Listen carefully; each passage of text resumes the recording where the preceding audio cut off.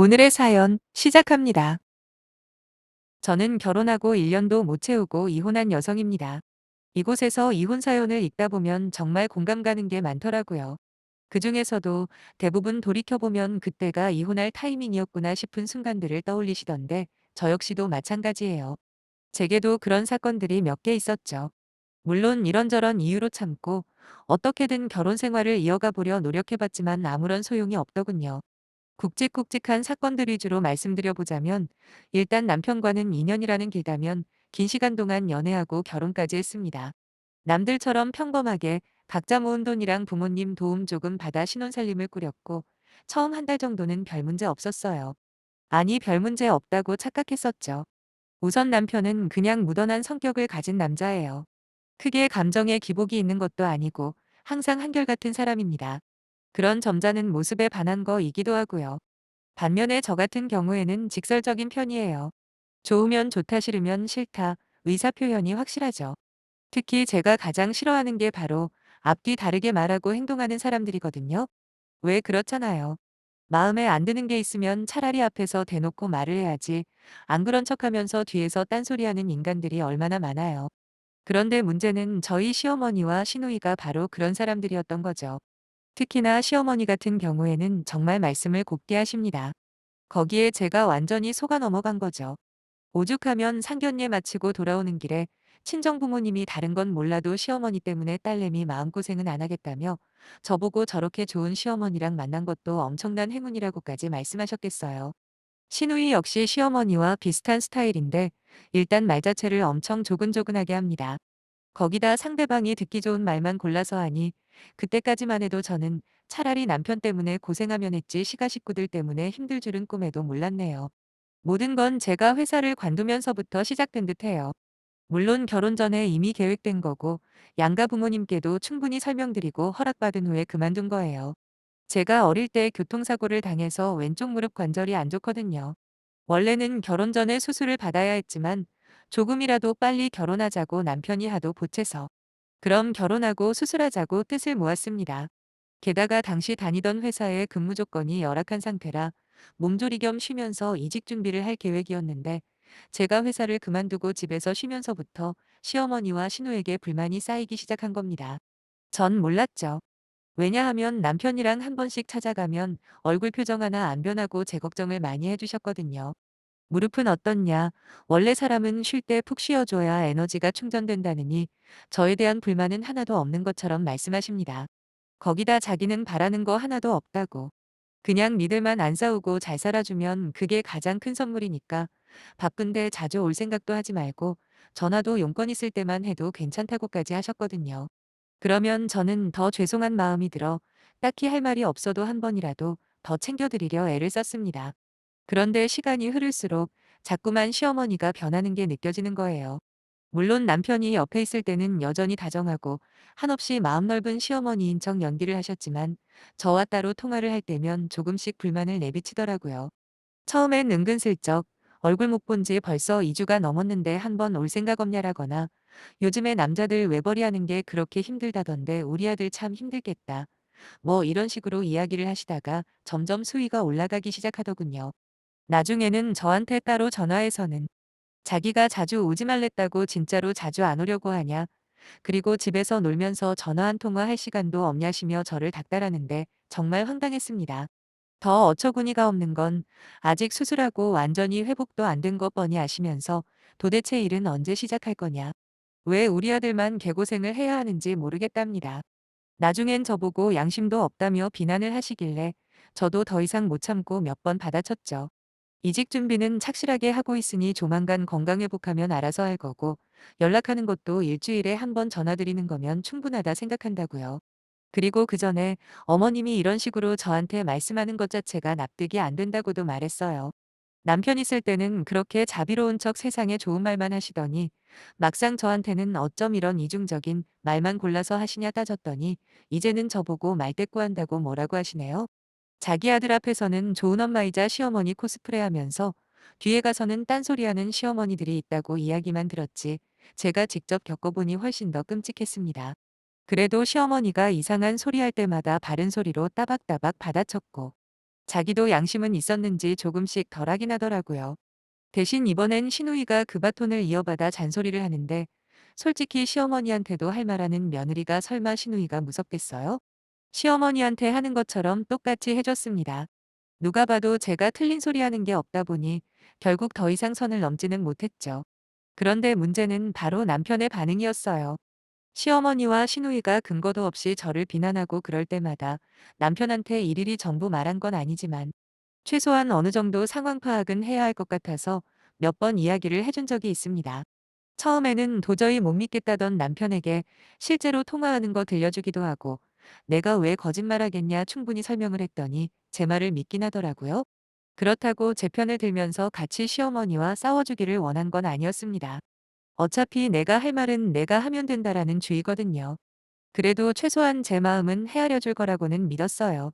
하지만 남편은 어떻게든 자기 엄마와 누나 입장에서 모든 상황을 설명하려 애를 쓰더군요.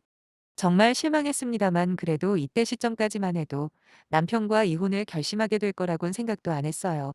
몇몇 문제들만 제외하면 그런대로 괜찮은 남편이라 믿었으니까요. 대신에 남편이 저와 시가 사이에서 애매하게 태도를 취하는 만큼 내가 좀 더 확실하게 나가야겠다 결심했습니다. 그 후로 시어머니나 시누이가 종종 저한테 따로 전화해 어이털리는 소리를 할 때면 저는 강하게 받아치곤 했죠. 물론 그렇다고 그쪽처럼 선을 넘거나 예의에 어긋나는 짓은 전혀 안 했어요. 또한 누가 봐도 납득이 안 되는 부분들에서만 날카롭게 대응했지. 모든 문제에서 시가와 각을 날카롭게 세웠던 건 아닙니다. 그런 일들이 하나둘 쌓이다 보니 이 못된 시어머니나 시누이가 저한테뿐만 아니라 남편한테 지속적으로 저에 대한 험담을 해왔던 모양이더라고요. 하루는 남편이 심각한 표정으로 이야기를 하자고 해서 연애 때 이후로 정말 오랜만에 둘이서 밤늦게까지 술을 마시며 진지한 대화를 나눴습니다. 솔직하게 말해서 시어머니나 시누이가 뻘소리할 때마다 참지 않고 받아치다 보니 제가 받는 스트레스는 진짜 적었거든요. 하지만 그 사이에 끼어 이러지도 저러지도 못하는 남편은 죽을 맛이었답니다. 그러면서 하는 말이 자기도 자기 엄마랑 누나가 저한테 심하게 할 때가 있다는 거 충분히 안다고. 하지만 자기를 위해서 조금만 고분고분한 며느리가 되어주면 안 되겠냐 부탁을 하더라고요. 싫은 소리에도 그냥 알겠습니다. 죄송합니다 한마디 해주는 게 그렇게 어렵냐고. 자기도 엄마랑 누나가 걸핏하면 전화해서 와이프 욕하는 거 듣는 게 너무 힘들다고 말하는 남편을 보며 생각이 복잡해졌어요. 이 정도까지 힘들었나 안쓰러운 마음도 들고 내가 너무 과민 반응을 보인 건가 싶기도 했거든요. 끝으로 남편이 그러더라고요. 제가 조금만 더 받아주고 마음 넓게 대처하면 얼마 시간 안 지나서 엄마랑 누나도 그만할 게 분명하다고요. 지금 와서야 하는 이야기지만 남편은 저희 친정에 나름 잘하는 편이었습니다. 물론 기본 성격이 소심한 탓에 제가 하자는 대로 해준 것도 있겠지만 그래도 그 정도면 잘했던 것 같긴 해요. 그런 부분까지 감안하다 보니 제게 남은 선택지는 두 가지로 좁혀지더라고요. 남편이 뭐라고 하던 그냥 지금까지 하던 대로 하고 싶은 말 다 하면서 사느냐. 아니면 화목한 결혼 생활을 위해 조금 참아보느냐 이렇게요. 결국 저는 최대한 남편 입장을 고려해서 마음은 그렇지 않지만 그토록 바라시는 고분고분한 며느리가 되어보기로 결정했습니다. 이런 일로 이혼할 생각을 하는 것도 웃긴 일이고 그렇다고 싸움닭처럼 굴어봐야 남편이 너무 힘들 것 같았거든요. 남편한테 노력해보겠다고 그러니까 너무 힘들어하지 말라 했더니 정말 아이처럼 좋아하는 거예요. 그때는 나 하나 조금 참고 모두가 편할 수 있다면 그것도 나쁘지 않다고 생각했지만 어차피 저의 완벽한 판단 미스였다는 걸 깨닫는 데는 그리 오래 걸리지 않았습니다. 처음엔 시어머니가 뭐라 해도 말대꾸 안 했습니다. 물론 시누이 잔소리에도 똑같이 반응했죠. 그냥 내내 하던가 또는 알겠어요가 제 대답의 전부였거든요. 솔직히 맞대응만 안 했을 뿐이지 그들이 전화해서 잔소리 늘어놓을 때마다 저는 그냥 딴 생각했습니다. 너는 떠들어라 나는 그냥 시간만 보내련다. 뭐 이런 식이었죠. 그랬더니 생각보다 참을만 하더라고요. 저는 속으로 내가 당신들 입장을 이해해서 참는 게 아니라 전적으로 나와 내 남편을 위해서야 라며 스스로를 위안하며 지냈어요. 하지만 남편 말처럼 말대꾸 안 하고 고분고분한 며느리가 되어준다고 시어머니랑 시누이가 좋아지는 일은 절대로 없었네요. 오히려 제가 조용히 듣고만 있으니까 마치 드디어 며느리 길을 눌렀다고 생각했는지 점점 아나무인이 되어가는 겁니다. 한 귀로 듣고 한 귀로 흘리는 것도 어느 정도지. 급기야 제 귀를 의심할 만한 일까지 시키는 지경까지 가니 그땐 도저히 참을 수가 없겠더라고요. 하루는 시어머니가 저한테 부탁이 하나 있다고 하시길래 뭐냐고 물어봤습니다. 그런데 지금 생각해도 어이가 없는 게 제 상식선에서는 도저히 이해가 안 되는 부탁이었거든요. 그건 바로 시누이의 남편, 그러니까 심해부 수발을 좀 들어주라는 부탁이었습니다. 결혼하고 심해부라는 그분 얼굴 본 게 딱 두 번입니다. 제 결혼식 때 한 번, 그리고 시어머니 생신날 한 번요. 이 정도면 말만 친척이지 사실상 남이잖아요? 그런데 시어머니가 한다는 말이 시누이가 계단에서 미끄러졌다고 한 2주일 정도 병원에 입원을 해야 한답니다. 그동안 시누이가 집에 없으니 저보고 직접 찾아가서 밥도 챙겨주고 집안 청소도 좀 해주라는 거였죠. 아니, 시누이 남편을 제가 왜 챙겨야 하는 건가요? 막말로 집에서 쉰다는 이유로 내 남편 밥 챙겨주고 내 집안일 하는 것도 거의 혼자 하는 판에 미쳤다고 남의 남편까지 뒤치다꺼리 해야 하는 거냐고요.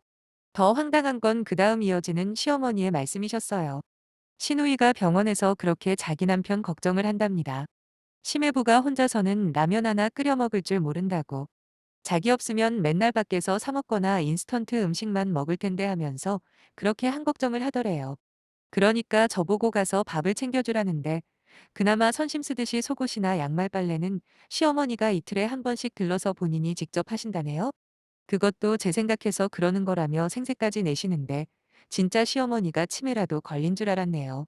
아주 제가 참아주니까 어지간히도 만만하게 봤는지 말만 부탁이라고 하셨지 실제로는 명령에 가까운 말투였습니다.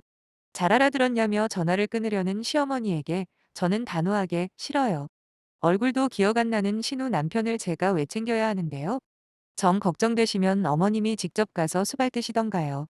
지금까지 참아드렸더니 진짜 해도 해도 너무하시네요. 네? 아무튼 전 못합니다. 그렇게 아세요. 하고 말하고는 전화 끊어버렸습니다. 물론 계속해서 걸려오는 전화는 전무 무시했고요. 혼자 열받아서 씩씩거리다 남편 퇴근하자마자 그대로 이야기를 했습니다. 근데 남편의 반응을 보니까 결국 저는 이혼이라는 단어밖에 생각이 안 나더라고요.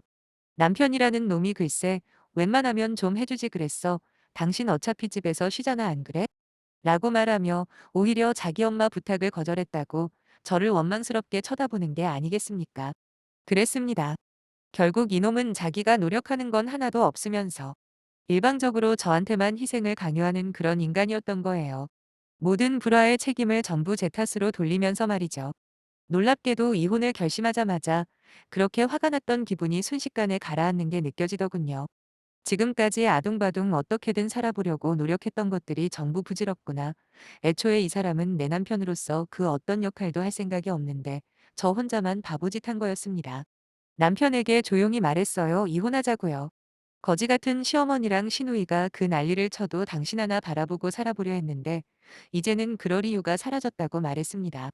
남편은 제 입에서 이혼이라는 말이 나오자마자 갑자기 허둥지둥하면서 자기가 잘못했다고 못 들은 걸로 하라고 사정사정을 했지만 이미 제 마음은 정해진 뒤였어요.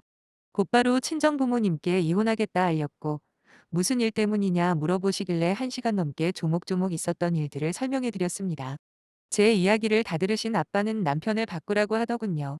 한참을 통화하던 남편은 아무 말도 못하고 짐을 챙기는 저만 바라봤는데 그 모습조차 아무런 느낌도 받지 못했네요. 그 뒤로 이혼 절차를 밟고 결국 남남이 되는 과정은 따로 설명할 필요가 없을 만큼 순조로웠습니다. 다만 그 사이에 남편이 여러 번 찾아와 제 마음을 돌이키려 노력하긴 했어요. 그때 제가 그랬거든요. 사람이 태어나서 살아가는 가장 큰 이유가 바로 행복하기 위해서 아니겠냐고요. 그런데 아무리 좋게 생각하려 해도 당신이랑 계속 살면서 얻게 될 행복 속에 나는 없는 것 같다. 그때 시어머니가 심해부 수발들라고 이야기했을 때 당신이 그게 무슨 소리냐며 화라도 한 번 내줬다면 솔직히 한 번 더 믿어봤겠지만 현실은 그게 아니더라. 그러니 쓸데없는 시간 버리지 말고 조용히 놔줬으면 좋겠다고 차분히 설명을 했어요. 사실 남편의 사과에 진정성이 없다고는 생각 안 합니다. 하지만 아무리 진심으로 미안하다 말해도 어쩌겠어요. 제 맘이 이미 식어버린걸요. 이제 이혼한 지 반년이 다 돼가는데 어느 정도 안정은 찾은 것 같아 다행이라고 생각합니다. 그리고 앞으로 또 다른 인연이 올지 안 올지는 모르겠지만 제가 할 수 있는 최선을 다해 살아보려고요. 사연 읽어주셔서 정말 감사합니다. 안녕히 계세요.